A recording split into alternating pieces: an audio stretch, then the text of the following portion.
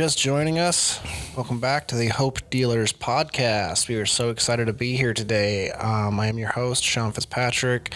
And before I introduce today's guest, I just want to tell everyone thank you so much for listening. It's been such a joy to have brought this thing to video, as well as keeping it on Apple and Spotify. This will be our final episode. Just for a little bit. I should probably preface there. We will be taking a little bit of a break as we head into the event season for Hope is Alive. That is a very, very busy time. And but not to worry, we will be back this summer with a whole new season. And we're already hard at work at it, but just wanted to give everyone a heads up to keep on sharing this, keep on listening. And yeah, we will be back with more soon. But today, I'm joined with a good friend of mine, Mr. Matthew Schane. How are you, man? I'm doing well. Thank you for having me on today, man. I really do appreciate it. Yeah, glad to have you on. It's been a long time coming. You're a staff member at Hope is Alive. Yeah, I've been on staff since July of 21. Did a little bit of interning before that to kind of learn the ropes and all that. But yeah, I've been here for a little bit. What do you do for Hope is Alive? So I am on the recruiting and outreach team, so considered a recruiting and outreach coordinator. Some of my responsibilities are to find reputable treatment centers and detox facilities to partner with. Also meet with the case managers. That way we can be used as a referral source from people coming out of treatment.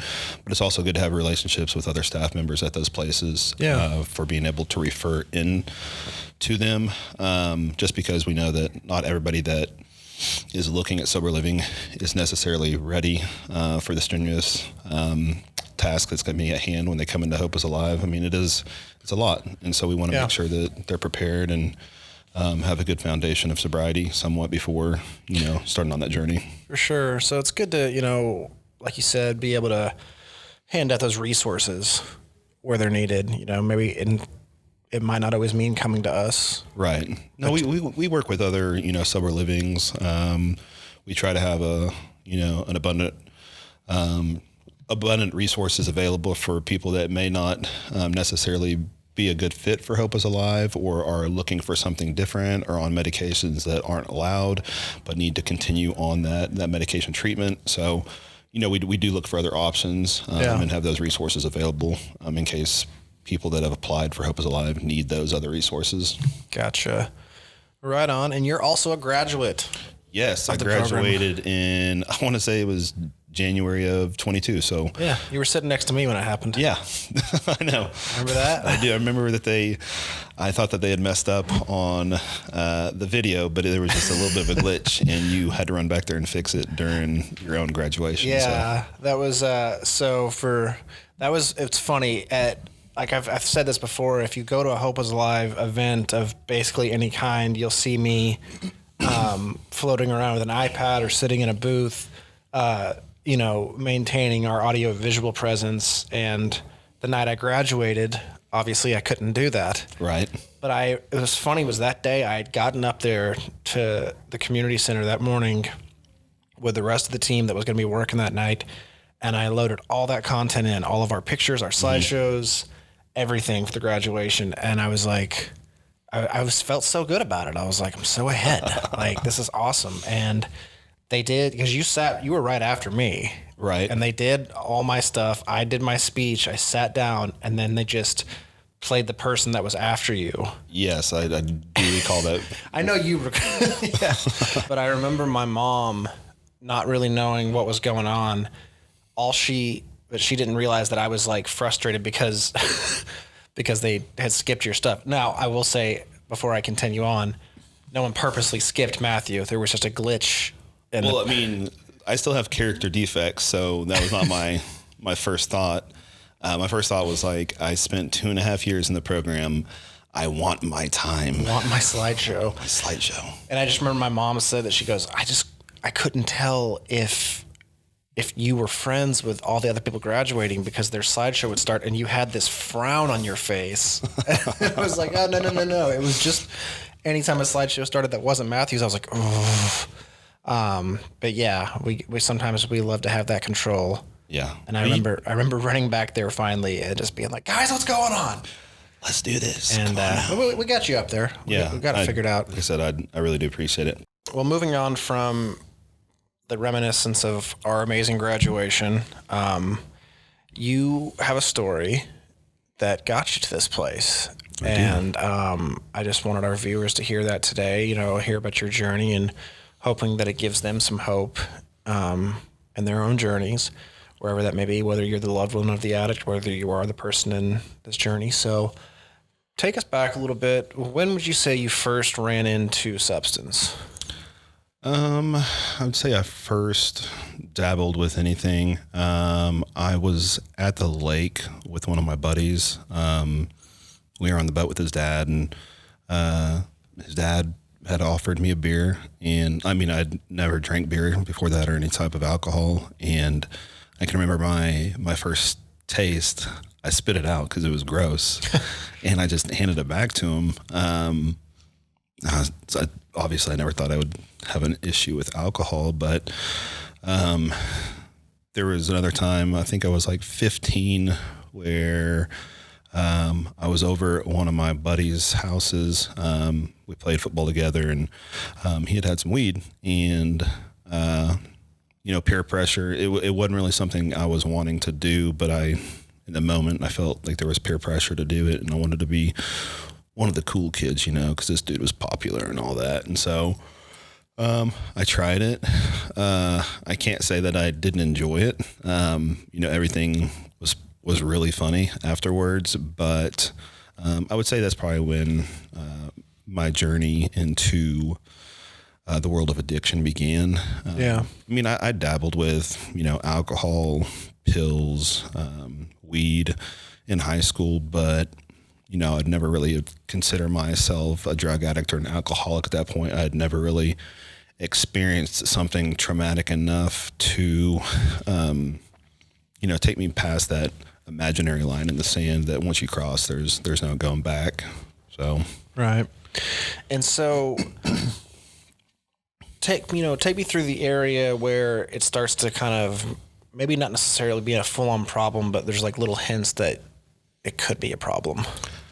Yeah, I mean, I continued to more so dabble with alcohol while I was in college. I can remember that, at first it was like, okay, I'll just drink on the weekend, and then it was like during the week a little bit. So I would make something to drink, put my headphones in. I would record myself going over my notes.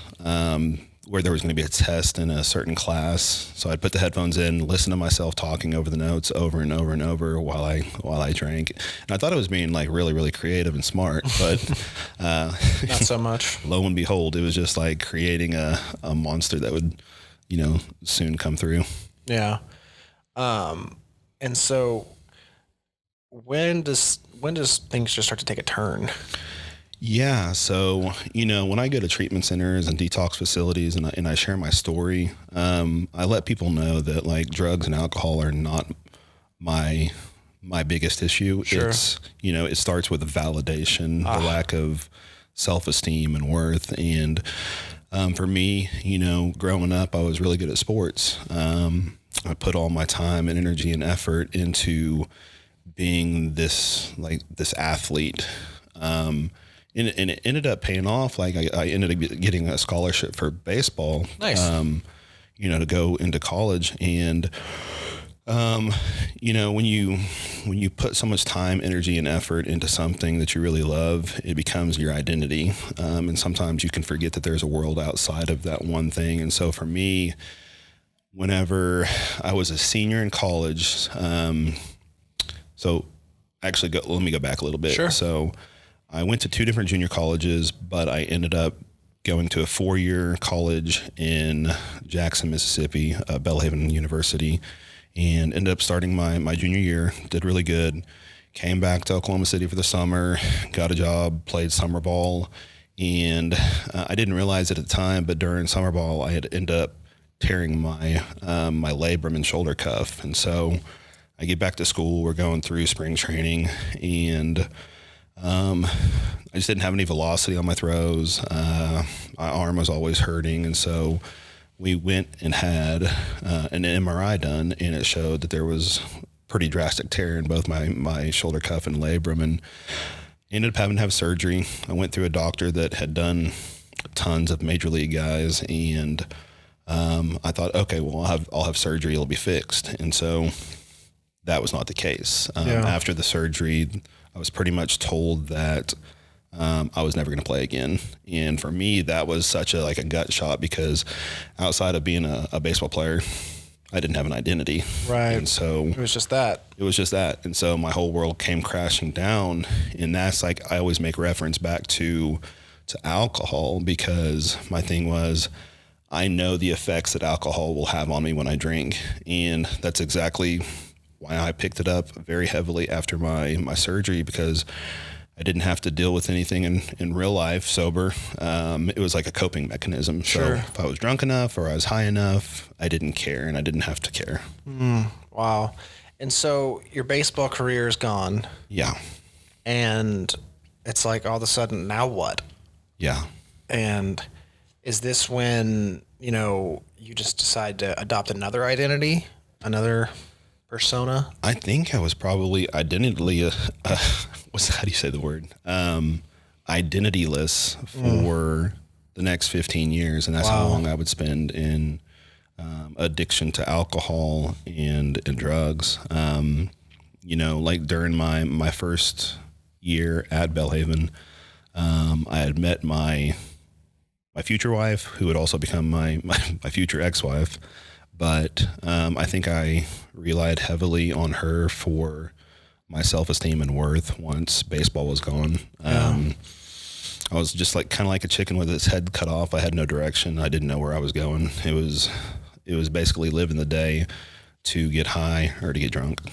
And you're drinking, you're using drugs, Yeah, so I wouldn't say at first that. So it was mainly just alcohol for a good bit. I would dabble with opiates if I could find them, but for the most part it was alcohol until it wasn't. After college, I ended up teaching for a while. The sad part about it is I feel like I robbed those kids of an education, because for 3 years I showed up hungover every single day. Just showing movies. They really liked watching movies because they didn't have to do any classwork. But, sure. After that, I got into the welding industry in a factory setting. And I don't know if people that don't use or drink may not know this, but, welding industry as well as just like factory setting, you can pretty much find whatever you want to there. And I started seeking and searching for other things to make me feel different. And so that's really when my opiate addiction really, took off. Gotcha. And it's just, can you elaborate on that a little more, what that looked like? Yeah. So while I was there at the welding job, I was working 12-hour nights, 6 or 7 days a week, probably spending maybe $100 to $150 a day on just opiates. And that would be to make me feel a certain way during my work hours. And then also to help me feel a certain way getting back to the house. And then, when I woke up, I would need something to level me out. And that was just a cycle for the next year, man. It was, if I couldn't get it, I didn't show up to work because I couldn't function. So it's really taking you over. It is at this point, alcohol is not enough. Once I combined the two, I had to have both together, because if I drank without opiates, I felt miserable. Gotcha. Is there at any point during all this, do you see a common denominator of why you're feeling miserable? Do you know that this is it, or? I know it's not healthy. Sure. Obviously the effects of when I don't have them should have been, that the sign for me. But, I think I was so lost at the time that it was, I was just living to feel nothing. Gotcha. I didn't know route my life was taking, and I didn't care. It was just, I figured it was, you go to work, you make some money, you go home,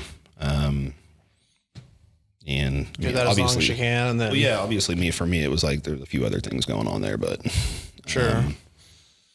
So yeah, I did that job for a year, end up getting fired. Like I'm pretty sure anybody could see that coming. Yeah, sure. We're not very good at keeping jobs. No, we're good at getting them though. Oh yeah.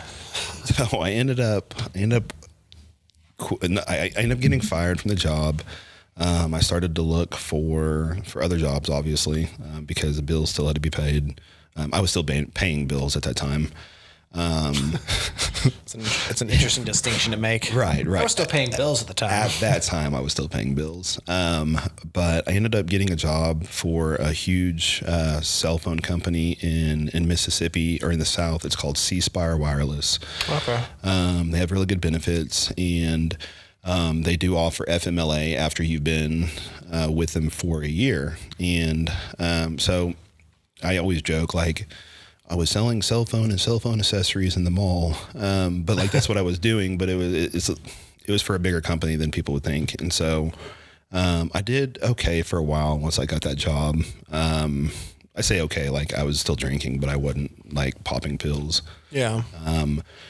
And lo and behold, 6 months into it, probably, my connection from working at the factory walks through the doors. And it should have been a red flag on my part. Like I didn't have real good self-awareness at the time, but it should have been a really big red flag that instead of feeling fear that I saw him, I felt excitement, because that meant my connection. I now have access to what I really want to do. Drugs. Yeah. Drugs. And so for the next 6 months, man, it was just craziness. I'd get an hour for lunch, and he lived about 27 minutes away. So I would Zoom, maybe 25, maybe it's 27, an exaggeration, but I would run out to my car, like literally run, drive to see him 25 minutes away, pick up, the pills that I supposedly needed. Obviously I didn't need them, but I felt like I did. Yeah. Then I would stop at the liquor store, grab a pint, and then I do believe I would have to find a liquor store that was attached to a convenience store, because Mississippi didn't sell like non-alcoholic beverages in the liquor store. And so it was just like, man, just like scheming to find ways to make it back on time and still do what I need to do, to get high, to get drunk. So this continued for the next 6 months, man. Like I'm stealing money out of our account. I had actually had, when I was working at that factory, I'd actually had a wreck where, I had gotten like a $10,000 settlement, and I'm pretty sure I ate through like almost $8,000 of that in 6 months, just spending money left and right on some bills, but mainly, to get what I needed to get high. And so, I can't really say how much I was spending each day, but it was, well in excess of $200 probably. And that adds up after a while. It does, man. You'll go through your money quick. But I can remember I had just hit a year with C Spire, and I was eligible for FMLA. And it was funny because, it's not funny, but I was coming back from my dealer's house, and it's one of those days I didn't take the pills. I was going to wait till I got to work and then take them, but I definitely, drank up that pint really, really quick. And so, I'm pulling back up to the mall. I'm almost back to the mall, and I cross a double yellow line, and a cop was there, and end up, bust the Yui, starts coming after me. And, I pull into this little shopping center, act like I was about to go into one of the stores. I hopped out of my car real quick. He told me to get back in my car very quickly. Oh, so his lights are on the whole time. Yeah. And so I'm just like playing stupid, like, Oh, like you didn't see him. oh, you're after me? You know, I was just going in here just to be a normal Samaritan. Wow. and so he's got you on evading. yeah, so I mean, I got evading police, reckless driving, resisting arrest. I don't really know about the resisting one, but I mean, it could have happened, but I don't know about that one. I mean, I was drunk. I don't Sure. Oh, you mean you literally don't know? Yeah. Yeah.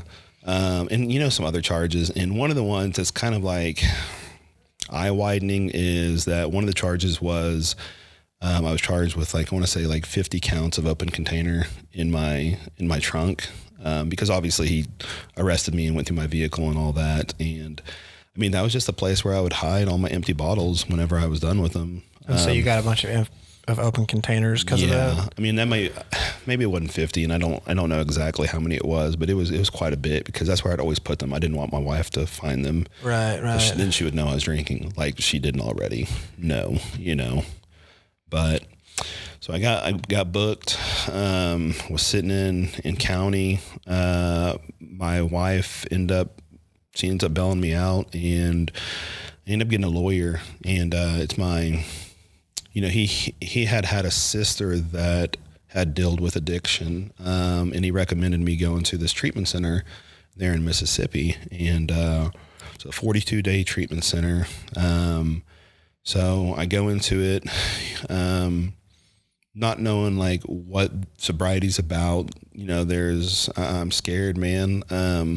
All I've lived for so long now is just a life of either being drunk or high. I don't know how to like live soberly. Yeah. So then another fear, you know, that I know that other people go through is, well, if I get sober, you know, my life is going to be boring. Sure. You know, and yeah, I mean, you kind of get to a point where it's like, I don't even know if I want to get sober, but even if I did, like, what does that life even look like? Right, exactly. Like, what's even waiting for me on that side? Yeah. And I know that that's something I always struggled with. It was like, there was a part of me that definitely wanted to quit, because it clearly was not sustainable. But what is that? What does that even look like? What, sober? Yeah. You know, and then you get in your head and you're like, why does everybody else get to drink and not me? Yeah. You know, like, why do I have to stop? Just stop? And forever sounds like a long time. Why am I the one that has the problem? Yeah, why am I the one that, yeah, exactly. Start pointing fingers. Most definitely. I mean, I went through that as well. I mean, and even after treatment, I wouldn't end up, this was 2015, and I didn't get sober until like 2019 for good. Yeah. It was just, I got in there, it was 42 days long, and man, I always tell people I don't need someone else to co-sign my BS, because I can do it so well myself, you know, and I say that because like I fooled myself while I was there into thinking that I was actually doing it for me, and it wasn't for me. It was to appease the courts. It was to appease my wife. It was to appease my parents. It was to appease everybody, and you know, it wasn't for me. Yeah. So, you know, I get out and I go back to court. They always say, get you a lawyer that knows people. And I found out why. He was able to get all the charges dropped. And at the time I was excited, when I should have been scared, kind of like the situation with seeing the guy at the store, you know, coming into my shop, and, because just getting excited in all the wrong places. Right. Well, it was just, for me at the time,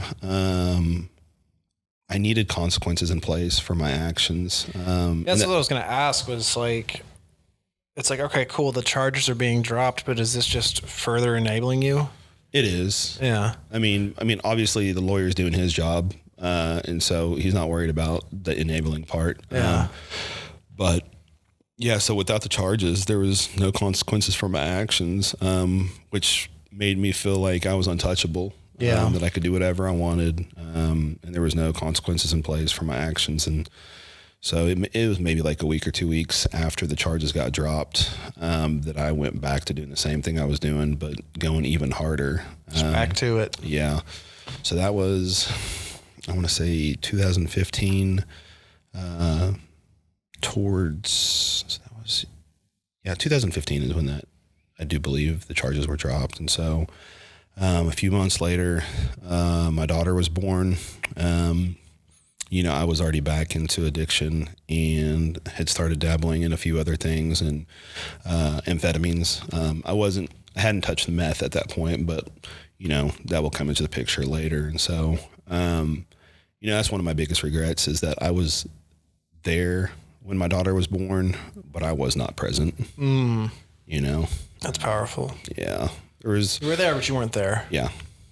I was there, but I just was not able to enjoy the moment like I should have been able to. And I mean, at this point, now you've got a daughter, and that's just not enough. It's not, you mean not enough to make me want to stop, right? Yeah. No, it wasn't. I was. And I say that not to harp down on and bring that horrible reminder, but I want our listeners to hear that. Like, there can be, don't let that shame overtake you. Yeah. If that's you or if that was you, you're not alone in this. Right. So continue on. Yeah. So, I mean, to answer your question, it wasn't enough to get me sober. I wish it would have been, I wish a lot of things would have been. But really the only thing that got me sober, man, was, let me back up a little bit before I get there. So things just get worse. I'm going through jobs left and right. I can't keep anything. I ended up one day, my daughter is with my wife's sister because my wife didn't trust me enough to watch her, and I can't blame her. Wow. My wife is at work. Obviously I should have been at work, but I couldn't hold down a job. I couldn't go into our checking account anymore. And I needed money to be able to do the things that I wanted to do, which was buy drugs and get high. Yeah. So, and I take so much of the stuff that's in the house that we have and I take it to the pawn shop, and I sell it. I use part of the money to buy the pills that I needed. I took the rest to the casino in the hopes of being able to win the money back that I needed to get the stuff out of pawn shop, to take it back to the house, to put it back in place. Yeah. Before she got home, man. It's just like, it's insanity. Like, it's funny when we're in addiction, we have some of the stupidest ideas, but they're also like ridiculously thought out and smart at the same time. Yeah. I mean, the lengths we're willing to go to get a fix. Oh, for sure. And like the lies and all the stuff that we will spend the time coming up with. Yes. I mean, my gosh. that's if I continue on the story, I may run across some even like crazier ideas that I had, but so I didn't win the money back. I ended up staging a robbery into my own home. I kicked in the back door, called my wife and told her, I was like, hey, our place got robbed. And she was not buying it. I'm sorry. Which I should have known. I wrote out a detailed plan about how I was going to go through this with her. But some of the smaller details kind of escaped me, and I left the notebook paper on the counter in the kitchen. So when she got home, she found it. And there was no denying that I was the one who did it. So, tell me that part again.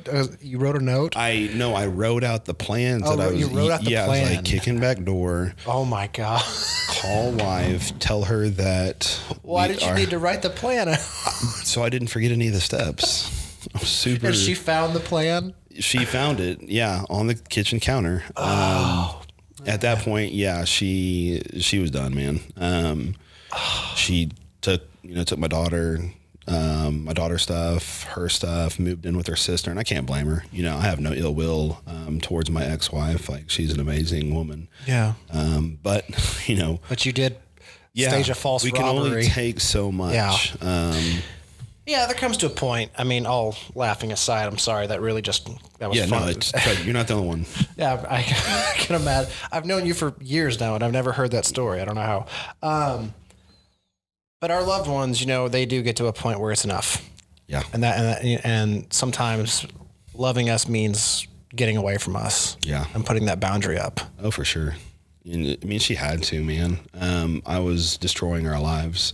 And there's a child involved now. Yeah. It wasn't just about me at this point. It was about our daughter and what was best for her. And, looking back on it, I can now see that, she did the best thing that she could have. And that was to leave me. So, a few weeks go by.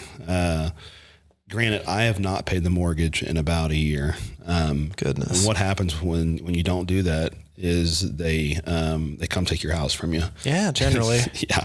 So that was the next step. I got a notice that my house had been bought. For those of you who are, out there wondering, if I don't pay my mortgage, what's going to happen? There's the answer. They come and take your house. They at first they don't take your house. They'll put it up for sale. I think it's a short sale or something like that. Okay. So somebody bought it. He was really nice, man. He could have just kicked me out right away, but he gave me a couple weeks to get what I needed to get out of there. Are you at the house alone? Yeah, I'm at the house by myself at this point. And so I called my parents. It was really the only option I had. And I got what I could put into my car, said goodbye to my daughter, my soon-to-be ex-wife, and headed back to Oklahoma City. There wasn't really a whole lot of thought behind it. It was just I didn't know what to do. And that's the thing that I run into with people who are struggling with addiction is they need guidance. Yeah. But it always seems like when we're in our deepest moments, nobody seems to know how to help us or how to guide us to where we need to get our lives back. And so that's why it's uncharted territory for everybody. Yeah. I mean, that's why I love what I do is that I get to help people, into that journey of recovery and get out of the depths and traps of addiction, man. Cause I've lived it for 15 years. It's miserable. Yeah. But, I moved back to my parents' home in Oklahoma City, and this was late 2016 at this point. I felt like the world hated me. Nobody loved me. And so, why not do some harder stuff? At this point, who cares? And so that's when I first tried meth. And I'll always joke, like when I go to treatment centers with the people I know that have used it, like there's a running joke, like your life doesn't get bad right away. It actually, you get very, very productive. When you don't sleep, you should be able to get a lot of stuff done. But for the first 6 months, it wasn't so bad. I felt like I was really productive. I had all this energy, yada, yada, yada. But then, man, out of nowhere, I hit this wall and I go into psychosis. And so for the next 2.5 years, I would be in and out of psychosis. And, man, at first, that you're going crazy. But there's this certain point where, it just blends together and it's not crazy anymore. You're not going crazy anymore. You're living a reality that nobody else can experience because they're not using drugs. Yeah. Because they're not on a methamphetamines bender. Yeah, of course. But, so yeah, for the next 2.5 years, I would be in and out of psychosis. I would try to get sober. I think I had 8 months at one point. There's some contradiction or controversy over what I may say. When I say sober now means abstinence from everything. Yeah. At that point, I was going through an outpatient service where I was, they put me on Suboxone. And I'm not here to judge somebody or say this way or that way. For me, abstinence is the only way to stay sober, because I didn't last on Suboxone. The urge to still use was there. It just kind of took it away a little bit until it didn't. Gotcha. So I had, 8 months on Suboxone. I guess you could say I was sober, but not really. Yeah, but not really, in my opinion, and so there was that. So that was one of the times where I would get my mental faculties back a little bit. Then I went back out, started using, like, meth became my drug of choice. Like, alcohol and opiates was not really something I needed anymore, because the high with meth was so high, or was so intense and real. There was nothing that can compare to it. And so, I'm living back at my parents again. This was 2018, and I didn't have a vehicle. I didn't have a job. I didn't have anything, man, but I would find ways to get enough money to buy meth. And so I was on this psychosis kick, and I'm walking around the city of Moore, and I come up to a creek. I could have gone down and then back up and been fine. It wasn't like anything crazy. It wouldn't have taken me that much time, but for some reason, like, I was hearing voices and they were telling me to hurry up. And so I tried to jump over the creek, and I landed like 10 feet down on a boulder and like broke both my legs.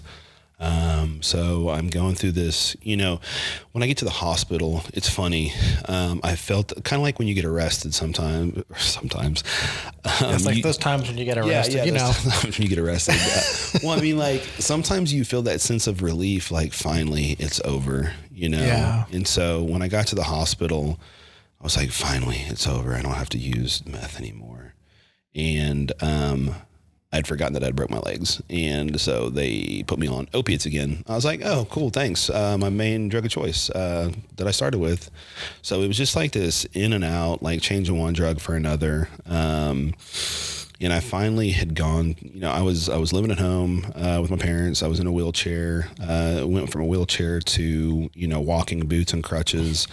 And I can remember going into the doctor's office when I was in walking boots and crutches, and I told him, I was like, you have got to cut me off. Like, you cannot keep on prescribing me these opiates, because I take a 30-day supply in 2 days, and then I'm going through withdrawal like the rest of the time.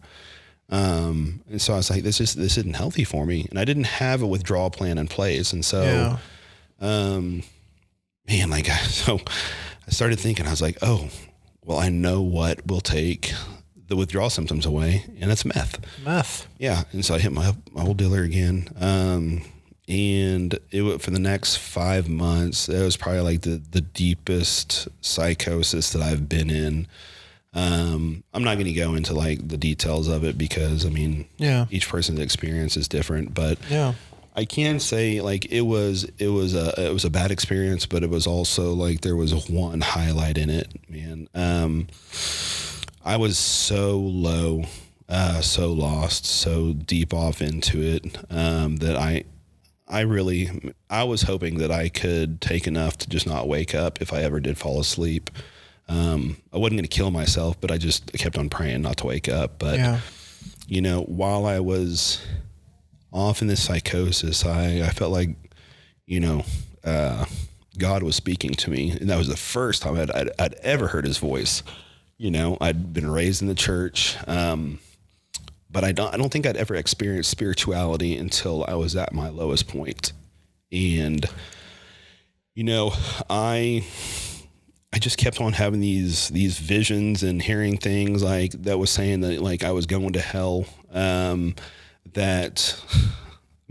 of this next one's funny. Like, the rapture had happened and I was left behind because I was a piece of crap, drug addict and all this stuff. And so like, it weighed very, very heavily on me, to think that, like, I was living in the apocalypse pretty much. And, towards the end, I started hearing God's voice, and it was like just two recurring, phrases. And it was, Matthew, I love you.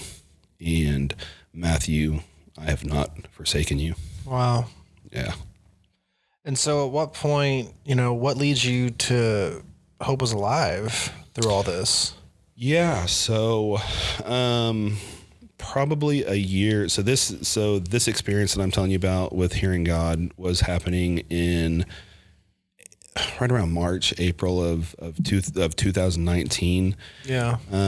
Probably a year before that, I had heard about Hope is Alive through a gentleman that had gone through the program.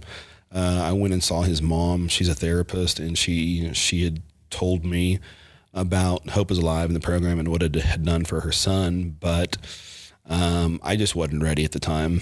I still had more research to do. Yeah. The research is a term for still using, yeah, by the way, for the audience. Yeah, that's for our listeners out there. Yeah. So I think it was God just planting that seed in my brain that there is an option. There's a higher calling for you. But you gotta make that choice. And I wasn't ready. And so, I ended up getting arrested in 2019. And I'm sitting in county jail, going through all the things that I'm okay with. Like, it's going to sound crappy, but I was okay with being homeless. I was okay with not having any friends. I was okay with not having a relationship with my daughter, my parents, having no job, no car, no money. And then, like, the one thing that I got to that I was not okay with was losing my freedom to this addiction. And, luckily, by the grace of God, I was given an option to go to a 90-day treatment center. While I was there was guys that came out to the place, and they started sharing about what Hope is Alive had done for their lives, and about the accountability, the structure, the faith aspect of it. And it was also attractive. I was just starting on this journey with God, and I wanted to continue it. But I also know that I had done what I wanted for so long that I definitely needed the structure, and I needed people to hold me accountable for what I'm supposed to be doing, what I signed up to do. And that was my sign. I was like, this is a place that I want to be. This is where I'm going to gain my life back, and it was July of 2019. I got, discharged from treatment, went straight to the courts to face my charges, got put on probation that day. And from there went straight to, one of the homes in Tulsa. Wow. Yeah. Quite the journey to, what leads us to where you are today. For sure. Hope is Alive graduate and Hope is Alive staff member.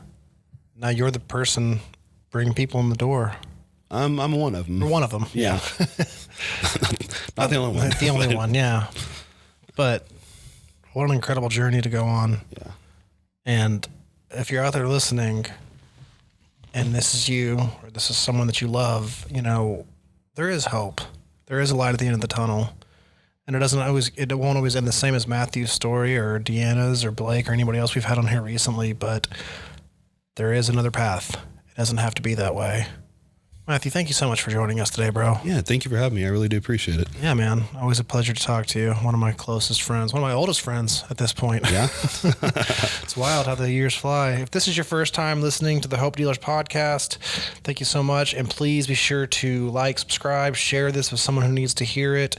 We really appreciate everyone sticking with us. We will be back in just a few months after we get through our event season and get a new round of episodes for you. But until then, please just listen and share, like and subscribe. We'll see you later. This has been the Hope Dealers Podcast.